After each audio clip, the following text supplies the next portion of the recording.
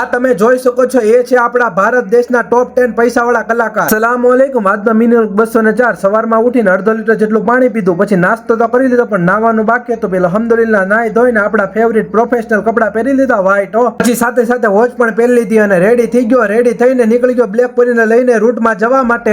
અને ત્યારબાદ હું નીકળી ગયો મહુવાથી 2 કિલોમીટર દૂર જવા માટે. આ છે માલન બીચ. અહીંથી ભવાની મંદિર જવાનો રસ્તો પણ આવે છે. ને હું આવી ગયો પ્લાન્ટેશન, કેમ કે આપણે અહીંયા તો દુકાને ઓર્ડર નું કામકાજ. પછી હું બીજી દુકાને આવ્યો તો અહીંયા બિલાડી બેન જોવા મળ્યા મને.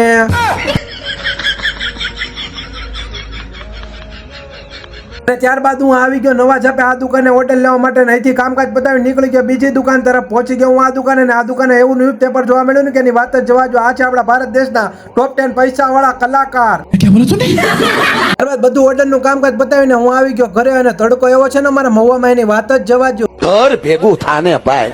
પછી સાંજ પડી ગઈ, થઈ ગયો મગરીબની નમાઝનો ટાઈમ. તો ઘરેથી ટોપી લઈને નીકળી ગયો મસ્જિદે જવા માટે. પહોંચી ગયો મસ્જિદે, અને આજથી ઈશાની નમાઝનો ટાઈમ 8:15 થઈ ગયો છે મસ્જિદે જાફરમાં. દુઆ પડીને હું વજુ કરવા બેસી ગયો, ને આ છે માશાઅલ્લાહ મસ્જિદનો શહેર. ને ત્યારબાદ હું આવી ગયો મસ્જિદની અંદર, ને નિયત કરી લીધી એતેકાફની. બેસી ગયો પહેલી સબમાં. પછી હું મગરીબની નમાઝ પડીને ઘરે આવ્યો, ને ઘડિયાળમાં નજર કીધું 7:15 વાગી ગયા. ને ઝોમેટોની એપ્લિકેશન જોઈ તો ગીત તો ફૂલ થઈ ગઈ 7 ને 9 થી. મેં કીધું કરવું શું હવે? ચાલો આજનું ઝોમેટોનું કામ આપણા નસીબ માન્યો. પછી નવરો બેસું એની કરતા હું વિડીયોની સ્ક્રિપ્ટ લખવા બેસી ગયો. આજનો વિડીયો સારો લાગે તો લાઈક, કમેન્ટ, શેર અને ફોલો, સબસ્ક્રાઇબ કરવાનું ભૂલતા નહીં હો.